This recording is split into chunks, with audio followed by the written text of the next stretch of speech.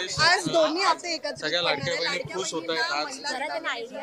महिला दिनाचं औचित्य साधून फेब्रुवारी आणि मार्च महिन्याचा जो एकत्रित हप्ता आहे 3000 त्या सन्मान निधीचा हा आज आपण महिलांच्या थेट खात्यामध्ये वितरित करत आहोत। साधारणपणे 2,52,00,000 इतक्या महिलांना आपण हा लाभ आज आम्ही TDBTच्या माध्यमातून आम्ही वितरित करत आहोत आणि साधारणपणे या औचित्यासाठी व महिला दिनाचा एक विशेष म्हणून आम्ही ह्या दोन्ही महिन्याचा लाभ आज महायुतीच्या सरकारच्या माध्यमातून राज्याचे मुख्यमंत्री आणि दोन्ही उपमुख्यमंत्री यांच्या सूचनेनुसार आज सुरुवात केलेली आहे। ताई आज खरं तर महिला दिन आहे आणि जी लाडकी बहीण योजना आहे त्या योजनेवरती अनेक टीका देखील केली गेली, विधान परिषदेमध्ये देखील प्रश्न उपस्थित केले गेले, मात्र आता त्यांना हफ्ते मिळत आहे, तर मग नक्की काय भावना व्यक्त करा?